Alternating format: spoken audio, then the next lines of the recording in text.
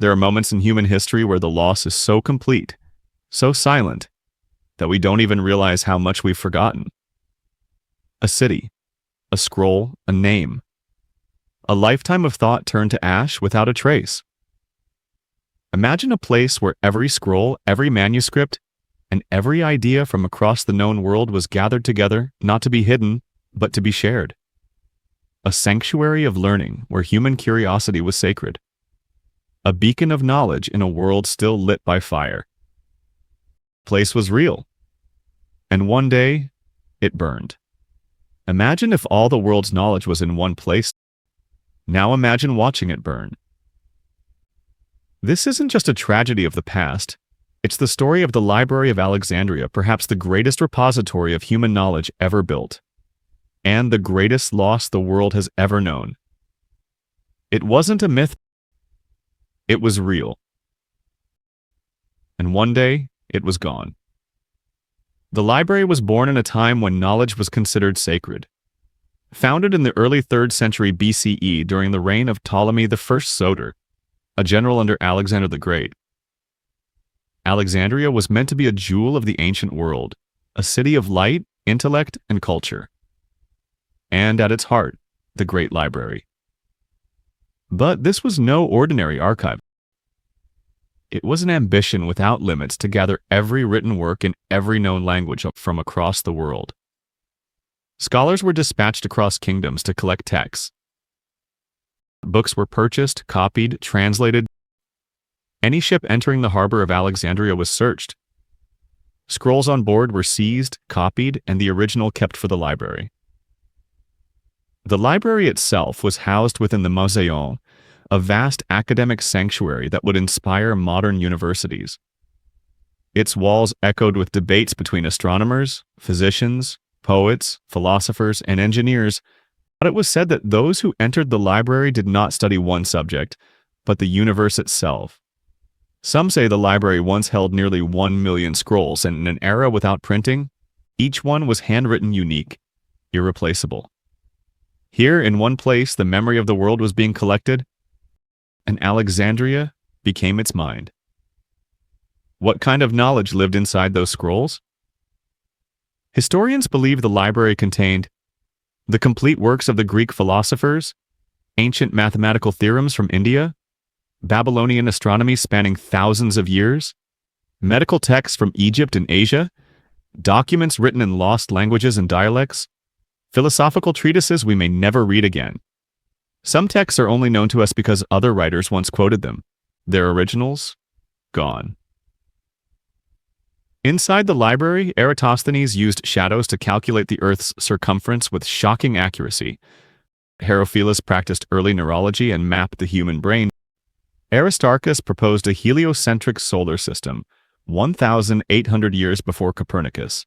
More than a library, it was a laboratory of thought, a place where East met West, science met poetry, and philosophy met mathematics. Imagine what else was there. Perhaps cures for diseases, theories of energy, lost inventions, or even maps of places we've yet to rediscover. When we say the library was destroyed, we don't just mean the building. We mean centuries of human progress erased. How does a place like this vanish? There is no single answer. There was no one day the library fell. Its destruction was slow, complex, and in many ways tragically human. In 48 BCE, Julius Caesar laid siege to Alexandria during a civil war. To defend himself, he set fire to the ships in the harbor. That fire spread and reached the city. Some believe the flames consumed part of the library's collection. But that was only the beginning. Later Roman emperors, suspicious of institutions that held too much knowledge, may have dismantled the library piece by piece. Religious zeal, civil unrest, and political control all played their part.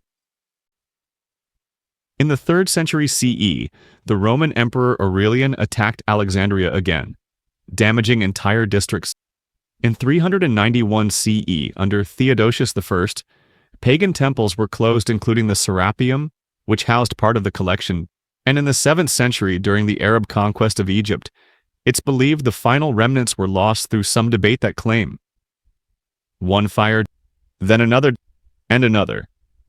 Scrolls burned, books were stolen, some were forgotten in locked storerooms, others crumbled to dust in silence. What was left behind was not just smoke, but emptiness. What happens when we lose knowledge? The destruction of the Library of Alexandria didn't just erase names and dates, it set back human understanding. Imagine if Newton had access to Babylonian star charts, if Galileo could read Eratosthenes, if 12th century Europe had access to advanced surgery or chemistry. The burning of Alexandria broke a chain of innovation. Ideas that could have accelerated our world were reduced to ash, and with them, our momentum. Civilizations had to start over. Discoveries had to be rediscovered centuries later. Science had to be reborn. From memory. Think of how fragile knowledge is. Scrolls are made of papyrus. Paper burns, ink fades, but the worst damage is silence. When no one remembers the question, there is no answer. And in a way, the real tragedy is this: we don't even know what we lost. Let's imagine a different timeline. A world where the Library of Alexandria never burned, where its scrolls were preserved, digitized, studied, where scholars passed their findings on for thousands of uninterrupted years. Would electricity have lit ancient Rome? Would telescopes have mapped distant galaxies by the 1400s? Would antibiotics have changed the fate of medieval plagues?